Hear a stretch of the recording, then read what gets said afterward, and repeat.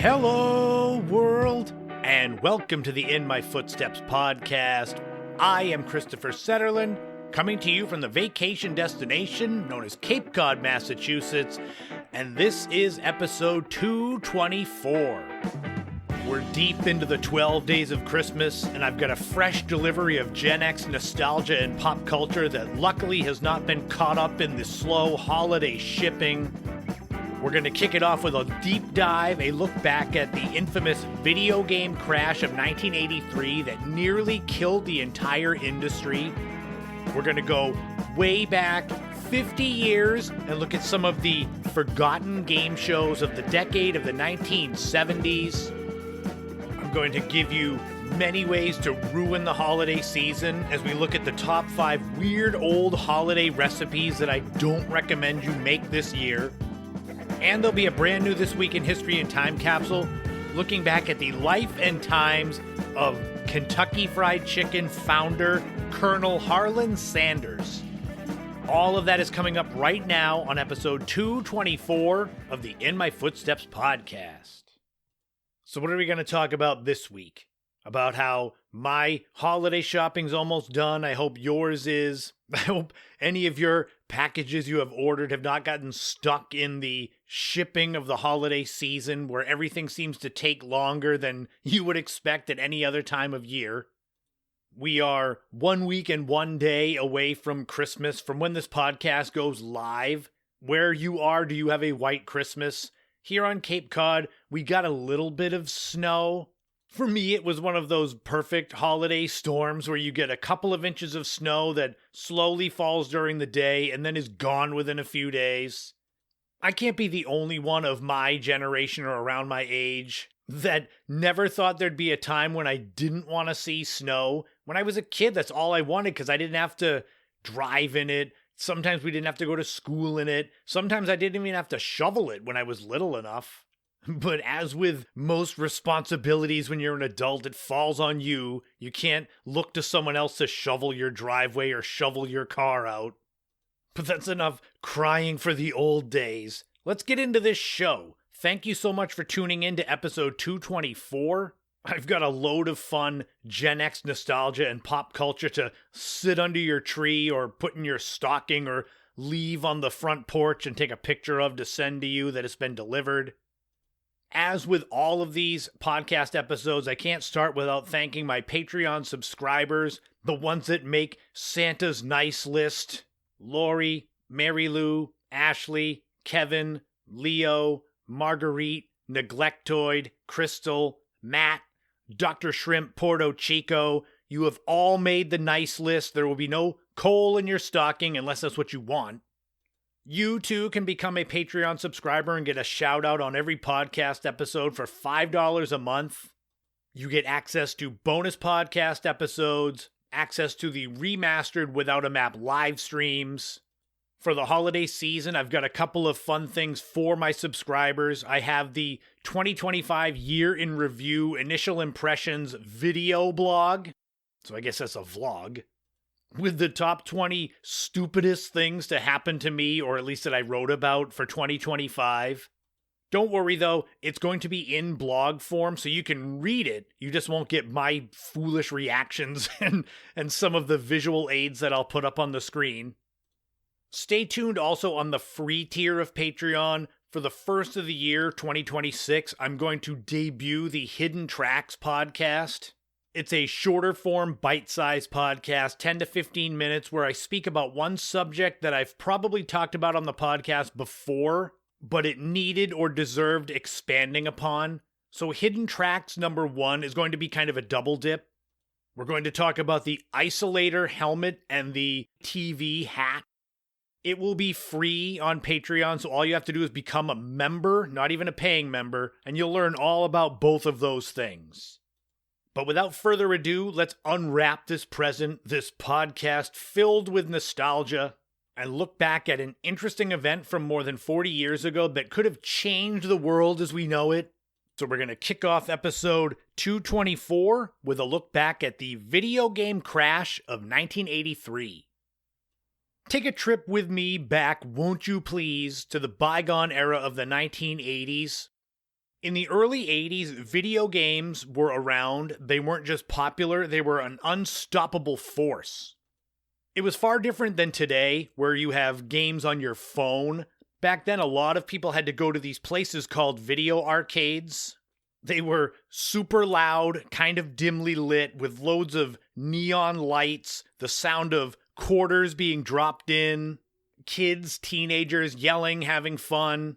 You had an ever-growing amount of home video game consoles, where living rooms would turn into makeshift arcades. There were new companies springing up overnight, promising the next big hit video game. Some succeeded, some did not. If you were thinking about that period of time 40 plus years ago, looking back from now, you'd say, yeah, that continues the trajectory of what video games became today. But you'd be wrong. Instead of a straight line up of success, there was nearly an event that ended the video game industry before it really got started.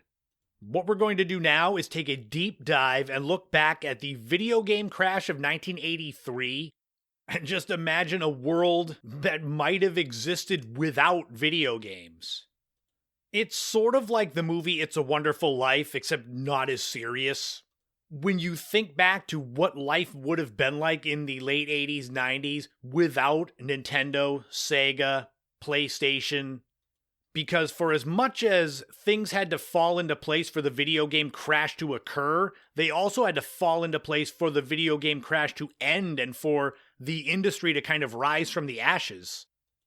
The late 1970s and early 80s marked the first great boom of video gaming.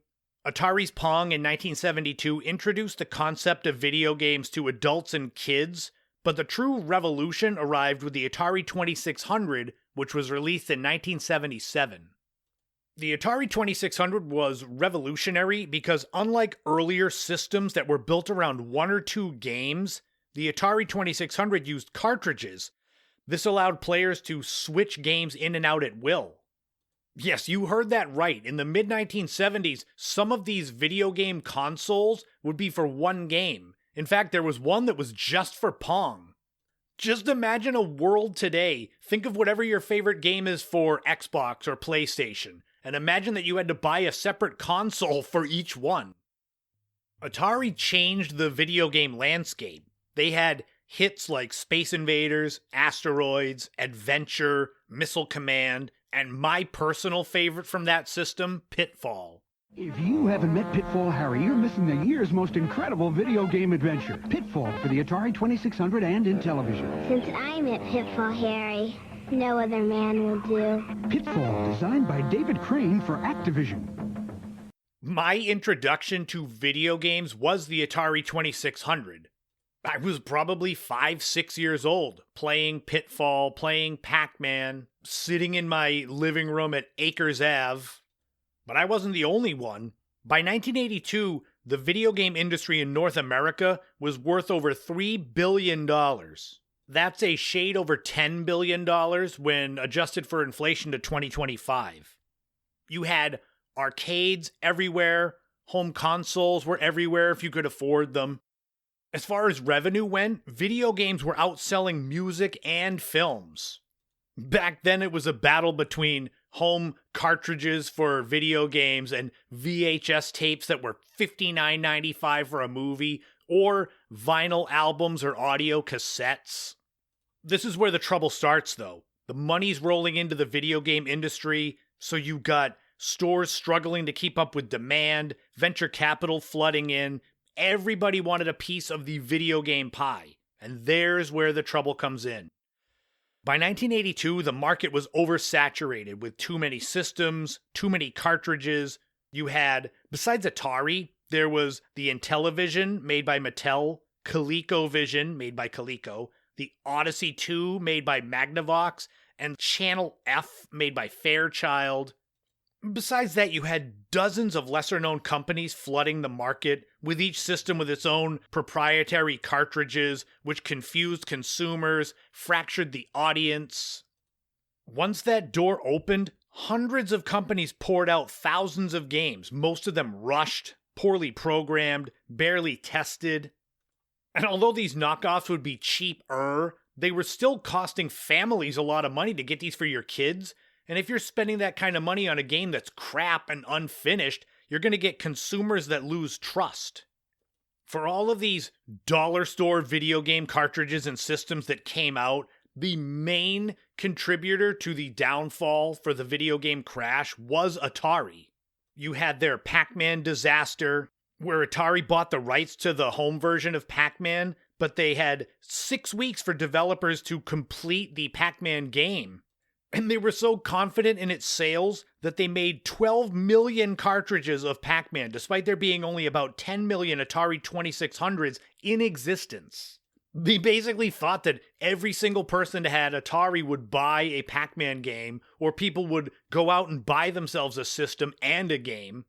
It's an infamous failure. If you go and look up what Pac-Man on Atari looked like compared to Pac-Man in arcades, it's like the difference between the pictures of fast food items on their menu and then what you typically get. It's like that, but in video game form.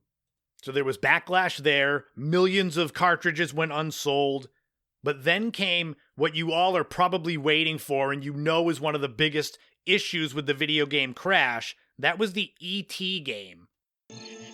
E.T.? Video game?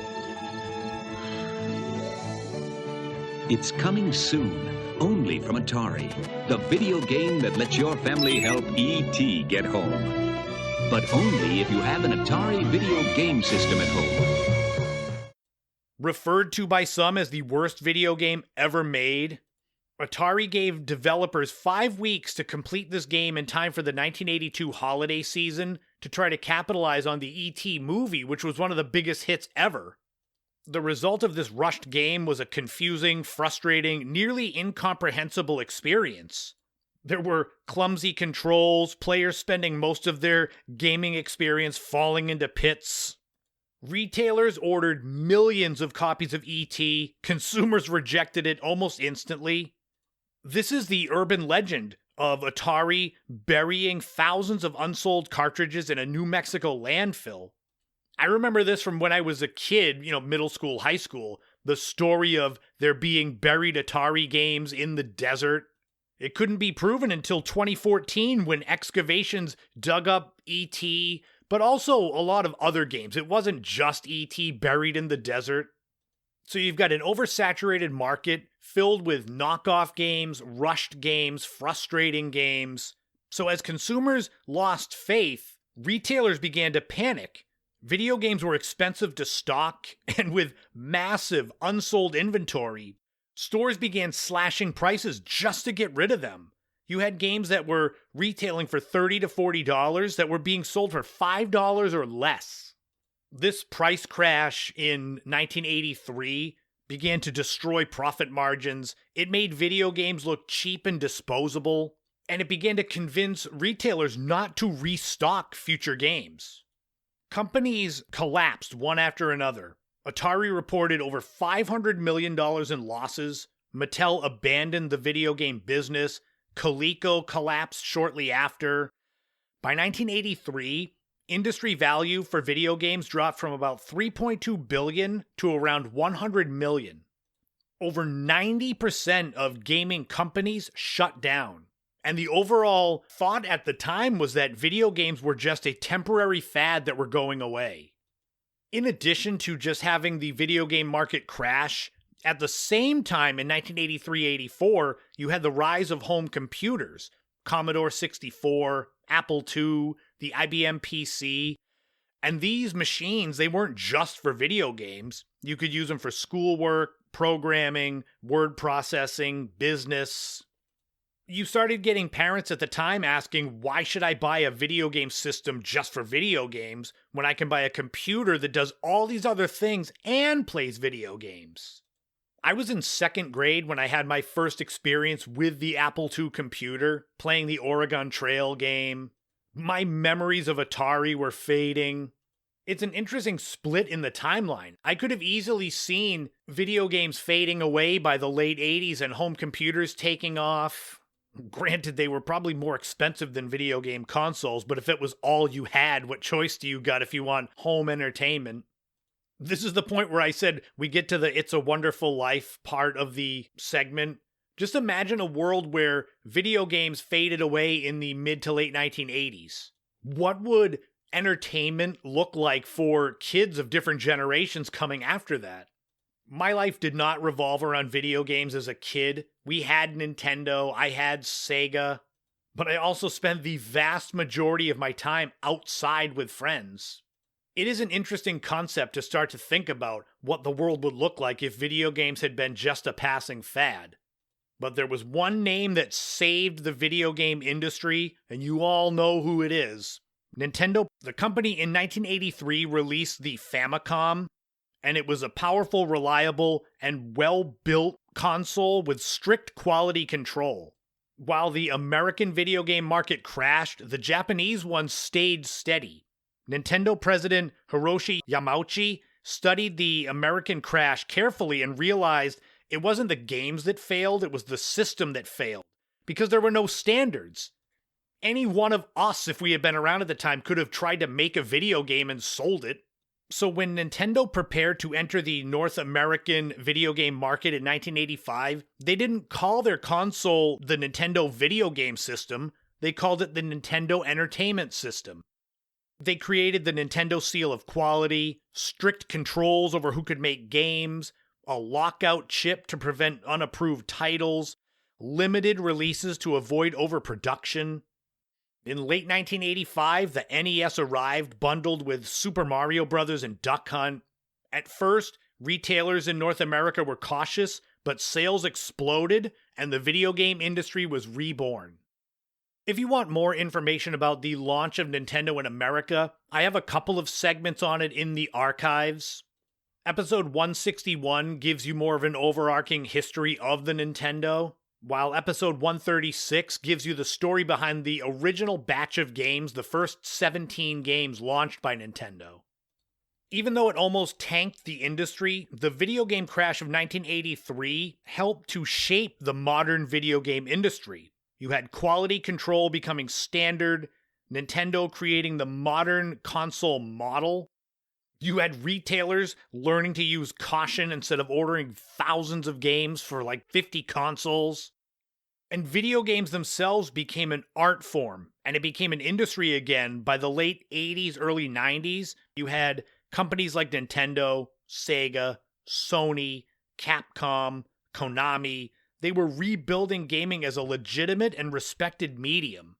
Some of you, of my older listeners that might be in your 60s or more, you may look at video games as just things that young people play to waste their time.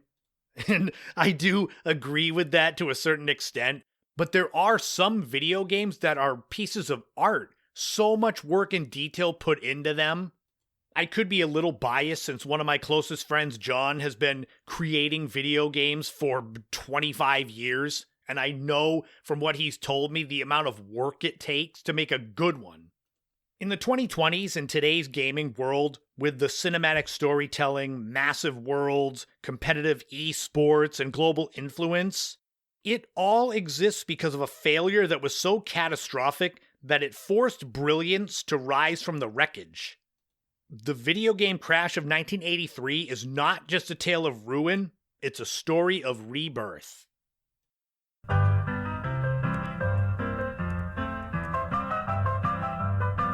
This week in history, we are going back 45 years to December 16, 1980, and the death of Kentucky Fried Chicken founder Harlan Sanders.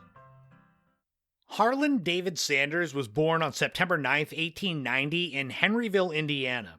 When he was just 5 years old, his father died, leaving his mother to care for the family. Because his mother worked long hours at a canning factory, young Harlan assumed household responsibilities, including cooking for his siblings. This early exposure to the kitchen would prove to be one of the defining forces of his life. Formal education came to an early end when Sanders dropped out of school after the 6th grade to begin working various jobs to support himself.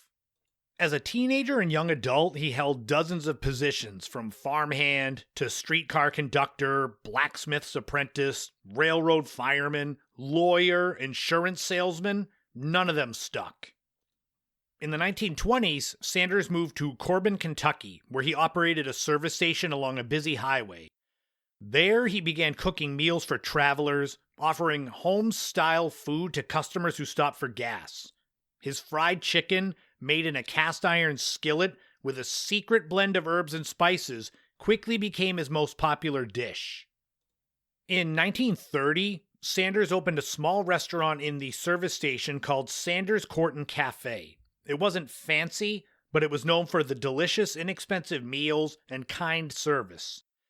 In recognition of his contributions to the state's cuisine, Kentucky's governor at the time awarded him the honorary title of Colonel in 1935. The problem with fried chicken in a restaurant setting was time. Traditional frying took too long for hungry travelers. During the 1940s, Sanders began experimenting with a new invention, the pressure cooker. By adopting it into a pressure fryer, he drastically reduced the cooking time while keeping the chicken moist and crispy.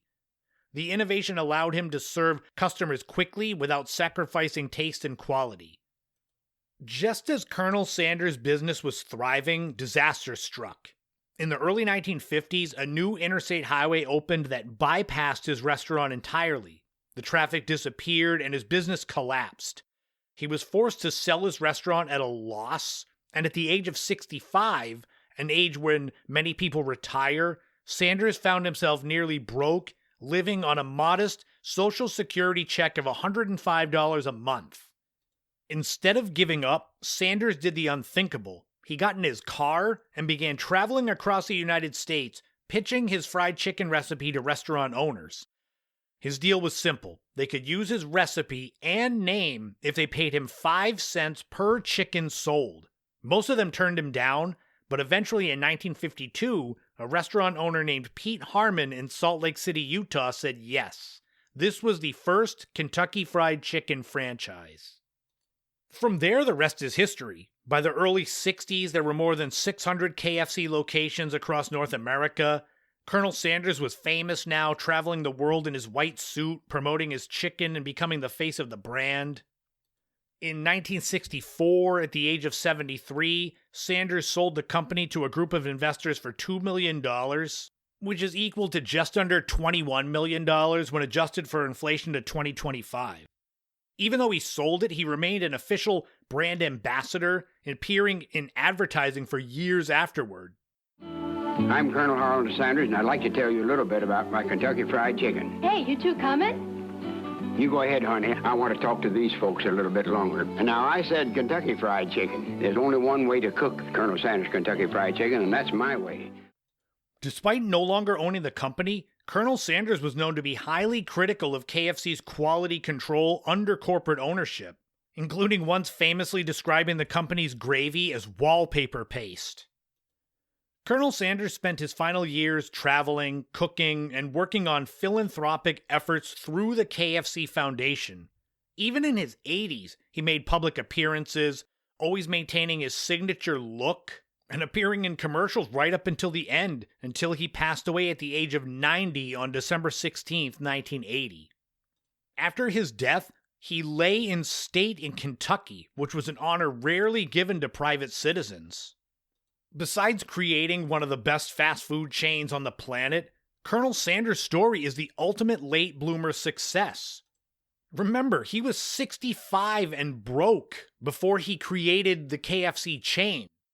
In all honesty, he is a big influence on me and my dreams of being a self-employed content creator or writer or whatever I'm going to do in film.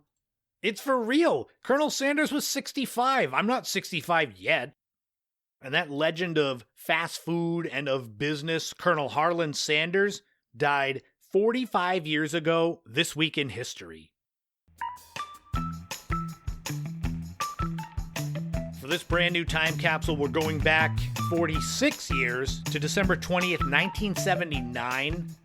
What was going on in the world of pop culture back then? Well, let's find out. The number one song was Escape, the Pina Colada song by Rupert Holmes. If you like making love at midnight in the dunes on the Cape, well, today don't get caught, but back then this was a huge hit song. Soft rock, yacht rock, whatever you want to call it. This was naturally Rupert Holmes' biggest hit. It was the final #1 hit of the 1970s and became the first pop song to be #1 in 2 different decades when it returned to #1 in January 1980. Now, as you peel back the curtain on the song, it's about a guy that's going to cheat on his wife by putting out a personal ad. Oh, but then it's a happy story because the girl that he meets is his wife that was cheating on him with a personal ad. So I guess it all worked out in the end. The #1 movie was Kramer vs. Kramer, and you could get into the theater with a ticket costing $2.47. This is a legal drama starring Dustin Hoffman and Meryl Streep, where a lawyer, after landing his biggest client, finds out that his wife is leaving him and their young son, and it's about Dustin Hoffman as a single dad. The movie was a massive hit, making $173 million on a budget of $8 million. That $173 million adds up to about $772 million when adjusted for inflation to 2025. The movie won 5 Academy Awards, including Best Picture, Best Director, Best Actor, Best Supporting Actress.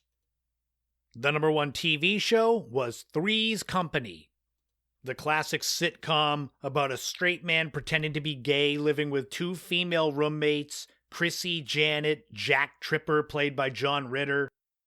The show was on for 8 seasons from 1977 to 1984. It spawned a not successful spin-off, Three's a Crowd, and then another just slightly more successful spin-off, The Ropers. And if you were around back then, December 20th, 1979, maybe you had most of your holiday shopping done, but you needed to run out to get a few things quickly to put in stockings or under the tree. Well, you're in luck because there's a surprising gift you can get at Osco Drugstore.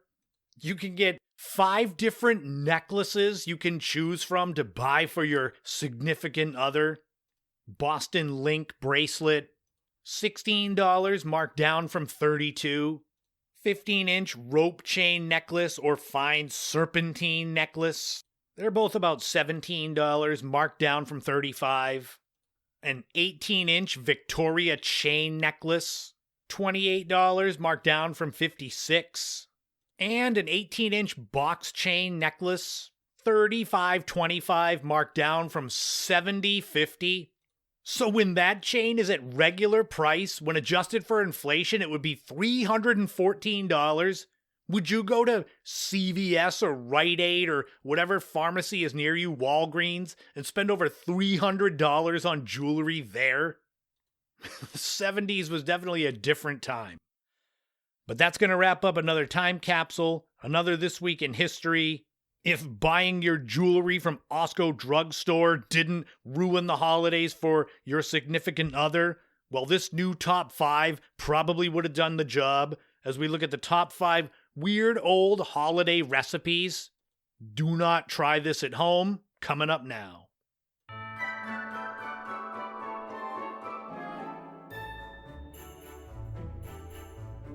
You will not find glazed ham, mashed potatoes, yams, pumpkin pie, or whatever other normal foods you would think you would have during your holiday celebration. Oh no. This week's top 5, we're going to look at the weird old holiday recipes that I hope you don't make. Now, for you longtime listeners of the podcast, this is not a rehash of the weird old Thanksgiving recipes. I did 2 segments on those, both top 5s, one in episode 94 and the other in episode 171. Now, in full disclosure, when doing my research for this segment, I found a lot of those same recipes, and I did not include any. So these are all ones that were not on those Thanksgiving lists. Believe me, the bananas wrapped in slices of ham and covered with hollandaise, I debated putting on there because it's just so gross. But I tried to give you all new stuff. As you know, with most of these top 5s, they're in no particular order, and I do have some honorable mentions, or I guess in this case, dishonorable mentions. So let's get into some of these recipes that would ruin your holidays faster than Cousin Eddie emptying his RV's toilet. Now, with these honorable mentions, I'm going to kind of gloss over them so we can get into the actual top 5. So, honorable mentions for weird old holiday recipes include the A&P Holiday Vegetable Loaf. I found photos of this and an ad for it. It said to write into them or visit the service desk at A&P to get the recipe, but all you need to know is it looks like a meatloaf, and I'm assuming it's all veggies, so blech. Another honorable mention is the Christmas candle salad. These are bananas cut in half and stuck on stars of cherry jello. Now remember, the name of this segment is Weird Recipes. I didn't necessarily say bad. Bananas and cherry jello might not be bad tasting, but you go look up this picture and tell me what it reminds you of. Another honorable mention is the crown roast of Frankfurters.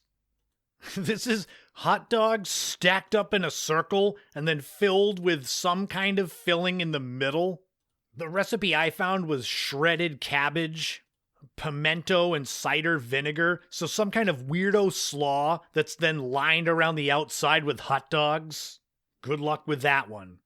And the final honorable mention is the deviled ham sandwich tree. Deviled ham is like a minced ham mixed with some kind of seasoning, mustard, mayo. You then make sandwiches out of this, and then they are cut into smaller and smaller circles so they can be stacked on each other like a tree. The recipe from McCall's magazine in 1963 says to make a forest of these trees and your guests will go wild. Sure they will. Well, those are the honorable mentions. Are you hungry yet?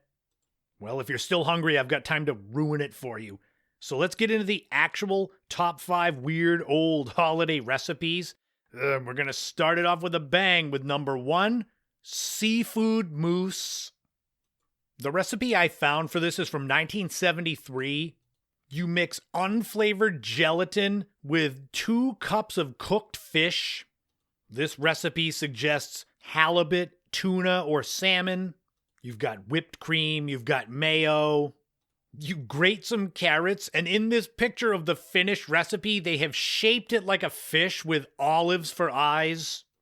I do not like fish that much as it is, so if you mixed pulverized fish with whipping cream and mayo and olives and capers, I would just be looking for the nearest trash to throw it into. It looks disgusting.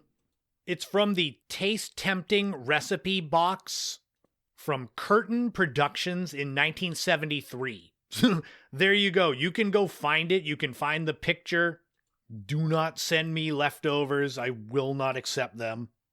Just like I will not accept this one. Number 2, hot creamed diced ham, oyster, and mushrooms. Yes, that's all one thing. Think of it as like a fondue of crap. Just leave that under the tree for Santa and just see what happens. I found a photo of this and I found some articles that had the pictures of it. I can't find much else about it besides its name and the picture of it. It looks like a fondue pot with cream and ham, oysters, and mushrooms floating in it. I don't know if it's just like fondue where you would dip something in that and eat it, or if you would ladle it on, I don't know, bread, crackers, mashed potatoes. I don't know. It looks like it should just be ladled into the trash.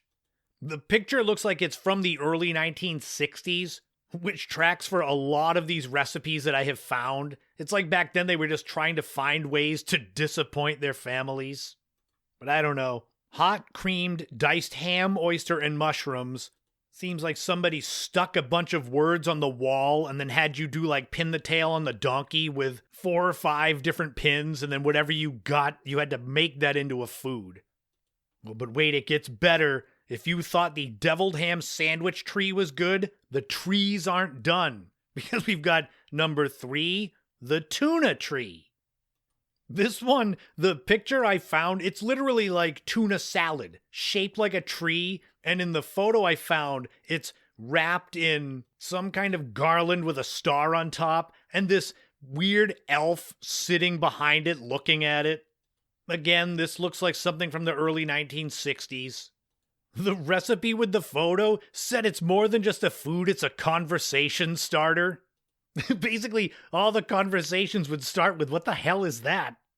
You got tuna, you've got cream cheese, olives, walnuts, lemon juice, salt, pepper, thyme. Do you like your tuna salad with cream cheese and walnuts in it? This is another one. You can find the recipe online. That's where I got all this info from. This is another one. I don't know if you make them into little sandwiches, if you spread this junk on crackers. It looks festive wrapped in the garland, but as soon as you start digging out the tuna, it's just going to look so sad and ruined.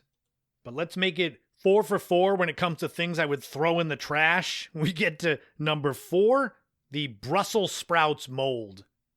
Now, Brussels sprouts sautéed in bacon fat can be really good. This is not that. This one I had some trouble finding the recipe for. What I've got is a photo from probably the late 60s. The way I can best describe it is it's kind of egg noodles, the flat noodles, molded into a circle, held together by God knows what. It looks like some melted cheese around it. And in the middle of this empty mold is a big pile of Brussels sprouts. Cheesy egg noodles sounds pretty good. When you throw a pile of Brussels sprouts in there, that just sounds like you're trying to ruin something that kids would like. It's like the ones that have mac and cheese with broccoli in it. Like, come on. If you really want the recipe, you're going to have to pay for digital access to bonappetit.com. I was not willing to part with even 1 cent of my money to know how to make this.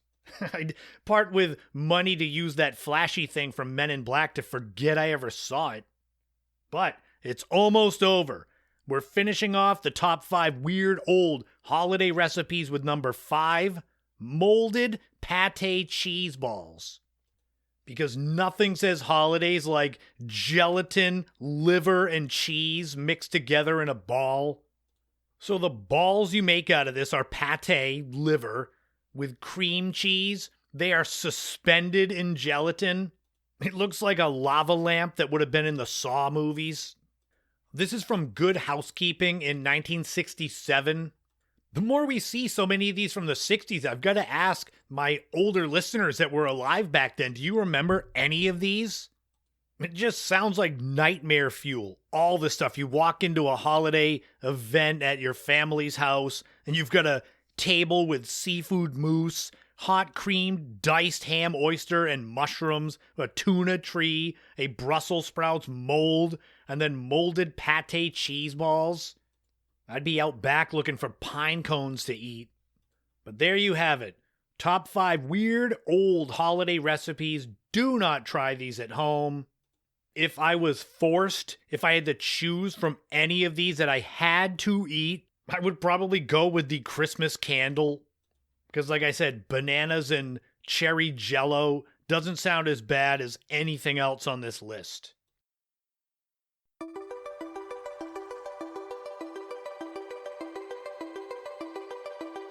The 1970s were home to some of the greatest game shows ever created. Family Feud, Price is Right, The Match Game, Let's Make a Deal. None of those will be on this list in this segment, as we're going to go back in the day and look at some of the forgotten game shows of the 1970s. This was an interesting list to try to research, because I began by thinking about doing the worst game shows of the 1970s, and it all is subjective. So you would get some people that said, oh, the Match Game was the worst, or the Gong Show was the worst. And I didn't end up wanting the worst. I wanted ones that people wouldn't even have thought of that even existed. So that's what I came up with. I've got 8 forgotten game shows. I would say out of all of these, only one of them had I ever heard of, and when we get to it, I'll explain. What's interesting when it comes to forgotten game shows, it's different than regular TV shows. Some of these games were on the air for like 3 years, but they're considered forgotten. It's not the same as when you get a TV show that's canceled after a handful of episodes that can come and go and be a part of the blink and you'll miss it retro segments. These actually were on the air long enough that some of you probably saw them, but a lot of these are takeoffs of other popular games. We'll start off with one that actually did not last a long time, and that is the real game, as in movie reel. From the headlines and headliners of the past and present comes television's most fascinating new show, The Real Game. This game show was only on the air from January to May 1971, 14 whole episodes. The gist of this is that it was 3 contestants competing in a trivia quiz game based around movies. The biggest, trivia note when it comes to the real game was that it was hosted by Jack Barry. If you don't know who Jack Barry is, don't worry. He was involved in the infamous quiz show scandal in the mid to late 1950s, and the real game was his return to game show hosting after being basically ostracized from the entertainment industry. Then there was no big comeback story for Jack Barry. 14 episodes, this show was canned, but he did have a second attempt at a comeback later in the 1970s with a more successful game show called The Joker's Wild. This next one is one of the most ambitious game shows that's on the list. It was called the Magnificent Marble Machine.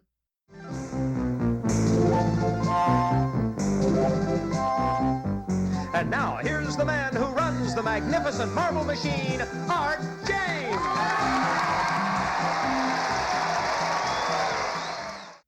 It debuted in July 1975, lasting until April of 1976, which doesn't sound like a long time, but because this show was in daytime syndication, there were 183 episodes of this show before it got canceled. This was a battle between 2 contestants, one a returning champion, one a new one, each partnered with celebrities, going through answering trivia questions to try to get control of a giant pinball machine. The pinball machine was 20 feet long and 12 feet wide, and you would basically, at the end, if you won, you would play pinball. And if you hit bumpers, you would get more money if you got it in the certain little holes. At the beginning of 1976, the format was changed where the regular contestants were thrown out, and it was just celebrities going one-on-one. I mean, it really dates this game as the 1970s with celebrities playing giant pinball machines. The biggest lasting legacy from the Magnificent Marble Machine is that it is briefly featured in the 1979 film The China Syndrome, for whatever that's worth. Mazes can be a fun waste of time, but you know what isn't a waste of time? A money maze. There's $10,000 at stake every time our audience shouts, 5, 4, 3, 2, 1, go! Welcome to the magical mystery of the Money Maze. The Money Maze was a battle between 2 married couples, and whoever won the game got to enter the maze. It's a little bit like the Newlywed Game, where you would have one of the members of the couple entering the maze with the partner looking from up above, trying to direct them where to go to get the different prizes. The show lasted from December 1974 to June 1975. Again, 6 months, but there's 135 episodes of this show. It was hosted by Nick Clooney, whose son George Clooney you may have heard of. The final run through the maze was called the $10,000 Dash, and it's a bit convoluted. There are 8 towers in the maze, 5 of them lit up, 4 of them have zeros. You've got to find the one that has the 1 on it being directed by your partner, and if you can hit the 1, light it up, and get out of the maze in 60 seconds, you get $10,000. You got all that? So convoluted. No wonder why this didn't last. It was a bomb, mainly because it took so long to set up this maze that was 50 by 100 feet. There was a producer that said this game was so complicated to set up, taking almost a day to set up the maze, that it was the first game show where the stage crew would take home more money than the contestants. Now, this next game is the one that I said I can remember when I was a kid, and that was Bowling for Dollars. Now have more fun. Win more prizes, too, with Larry Kinney on Bowling for Dollars, the show that lets you play and win at home. Watch it weeknights at 6:30. Now, this game was on for a lot longer than the 70s. It was on in the 60s all the way up until the late 2000s. But the research I did, it seemed to have reached its peak in popularity in the 70s.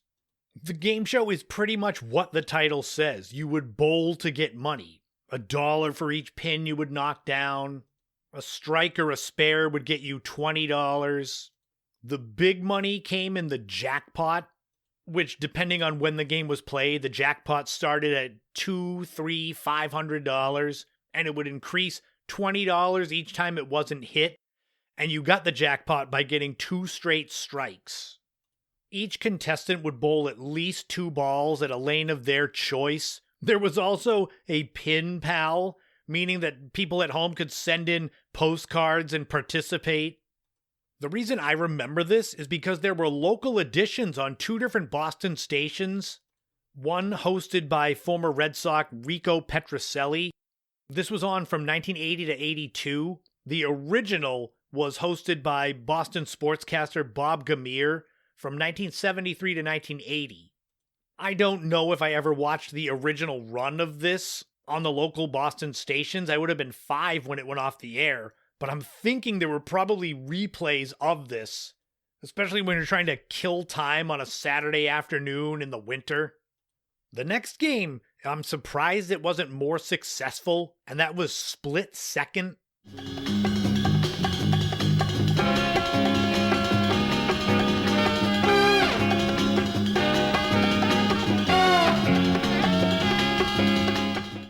It was hosted by game show legend Monty Hall, who created Let's Make a Deal. The original run of this started in March 1972 on ABC, and there were 3 contestants that had to answer a 3-part trivia question to win cash. What's interesting about Split Second is that this was almost like a teamwork game. So you have 3 contestants. If all 3 got the trivia question right, you would all get more money. So it was like you would want each other to do well. So you had the main round where everyone was answering the same question. Then you had the countdown round where only one person could win. The bonus round was interesting. If you won, if you were the champion of Split Second, you got your choice of 5 car keys. The key you chose corresponded with one of 5 cars up on the main stage. And you had to pick your car, get in and turn the key. And if it started the car, you won. You get the car and you're done. If it didn't start, that car and that key were taken out, and if you returned the next day as the champion, you would get to try another one, and it would just go until eventually somebody won the car. This show lasted from March 1972 to June 1975, so in daytime syndication, that means there were more than 1,000 episodes of Split Second, and yet it's also forgotten. What game show am I thinking of next on this list? Well, if you were a mind reader, you would possibly be able to be on the game show Mind Readers. That's a wicked dad joke there. Are you a mind reader, yes or no? Will Brett Summers say yes? Did Bill Daly say no? We'll find out as we play a game of Hunch and ESP Mind Reader. Hey, this show lasted for 2 decades. It started in August 1979 and lasted to January 1980. This one, there's 2 teams of 4. There's a celebrity captain on each, and then the other 3, one team is all men, one team is all women. The idea here is that the host, Dick Martin, from the legendary Rowan and Martin's Laugh-In, would read a question to the 3 normal people, the 3 men or 3 women, and once they locked in their answers, the celebrity captain would then guess how many of the 3 got the answer right. They had something called the Judge the Jury round, where 10 random people from the audience would then be asked a question and lock in their answers, and one member of the team would have to guess how many of the people in the crowd got the thing right.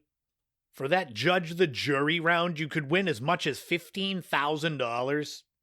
So it was a unique concept, and you had a comedy legend like Dick Martin hosting. You had the announcer Johnny Olson, a legend of game shows from the 70s, 80s, and it lasted a whopping 22 weeks. Can you imagine if the National Enquirer was a game show? Well, that's what you'd get with All-Star Secrets, or at least that's what they want you to think it was. You'll find out whose name strikes terror when our All-Star panel and these three competitors meet face-to-face on All-Star Secrets.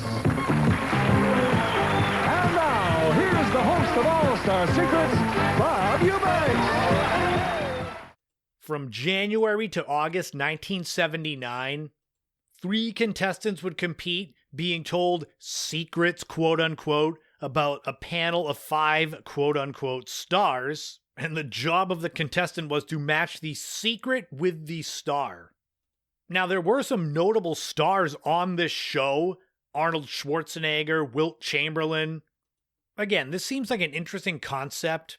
And like I said, the quote-unquote secrets, it was nothing that was scandalous. I don't think celebrities would go on the show if they were going to get some major scandal leak that would just ruin their careers. I couldn't find if on the Wilt Chamberlain episode, if they mentioned how many women he claimed to sleep with. That wouldn't be much of a secret. I mentioned a minute ago the game Mind Readers that ended up being kind of a battle of the sexes game, but you wouldn't know if you didn't read the description of the game. Well, this final one on Forgotten 70s game shows, they just throw it right out there with a game called The Better Sex.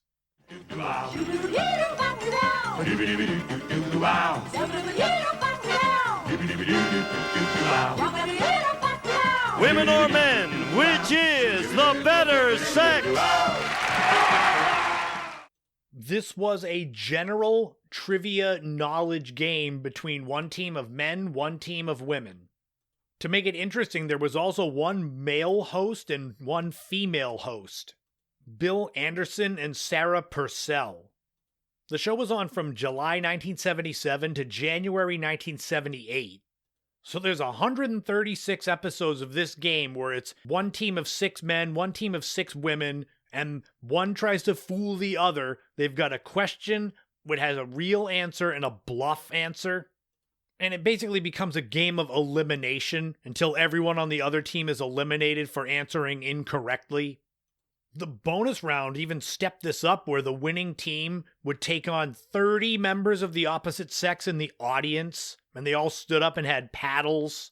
And it would be the same thing. They'd have to all answer correctly, or in the incorrect answers, they'd have to sit down. And the teams that won, they would stay until they either lost twice or won at least $20,000. Right there, that wraps up Forgotten 1970s game shows. Those were the best I could find. I found others that weren't interesting, but I'll definitely be doing segments like this for game shows from the 60s, 80s, 90s, 2000s. And obviously, I do forgotten ones, I do worst ones, I'll do best ones. There's so much content to mine. This idea with the game shows, that kind of came out of nowhere, and it opened up, something like a dozen segments for the podcast. But let me know if you ever had heard of any of these games, if you ever had watched them, and also which of these concepts you think would make a good game now. For me, I think Money Maze would be fun to see now, but that's just my opinion. But until next week, that will wrap up episode 224 of the In My Footsteps podcast. Thank you so much for listening. Thank you so much for making it to the end of my weekly dose of Gen X nostalgia and pop culture, hopefully bringing some warmth and laughter to your holiday season. It's getting close. Next week is Christmas. And next week on the podcast, I'll be bringing you mixtape number 3 to drop on Christmas Eve. It's going to be product fails of the 1960s, 70s, 80s, and 90s. Lists of all the kind of stuff that you hope you didn't get under your tree. And the week after is New Year's Eve. So I'm going to be giving you something special for episode 226. I'm going to share the very first Patreon bonus podcast episode that I originally released back in October 2023. These are all on Patreon for the paying members, but I wanted to share the original one so you get an idea of what I do over there, maybe entice some of you to go and become a paying supporter. But otherwise, you'll just get some fun content that you wouldn't normally get. So those are the next 2 episodes to wrap up 2025. 2026 will kick off with episode 226, including fitness fad fails of the 1990s and 1996, the year in music, part 1. So there's all kinds of coming attractions. I hope you enjoy all of that. If you enjoy my work, you can subscribe on Patreon. You can buy me a coffee. The biggest thing you can do, though, is share my work. You have no idea how much that means to me, to any content creator, people to share these podcasts, my blogs, my books, my YouTube videos, because you never know when something that gets shared brings in new viewers or new listeners. Keep your eyes open on my YouTube channel. I posted a couple of weeks ago the full interview with the cast and crew of the Cape Cod Cthulhu movie, my acting debut. So that's up there. It's got links to buy your copy of the movie on Blu-ray. I'll have a new interview going up, it might be this week, with one of the stars of the film, Emma Engelson. She plays Evelyn in the movie. It's a great interview. It's like 7-8 minutes, but we're outside in the beautiful weather and scenery of Provincetown on the shore. And also keep your eyes open on YouTube for my retrospective video about my first 10 YouTube videos that I posted. It's kind of a meta video. YouTube video about my YouTube videos. But hey, I did a podcast about making podcasts as well. Hopefully, you are close to being done with your holiday shopping with a week to go. Remember, if you run out of time, gift cards and scratch tickets can fill out anyone's list.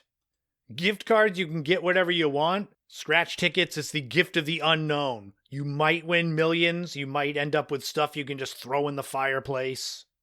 On top of everything, though, I hope your holiday season is filled with friends, family, food, fun, just good times and good vibes. I'll be here again next week pumping out the content. Even if it's a mixtape, I've got to put in the work to record new segments, intros, outros, do some editing. So it's definitely not a week off. But until next time, remember, in this life, don't walk in anyone else's footsteps. Create your own path and enjoy every moment you can on this journey we call life, because you never know what tomorrow brings. Thank you all again for tuning in to episode 224. This has been the In My Footsteps podcast. I am Christopher Setterlin, but you already knew that. And I'll talk to you all again soon.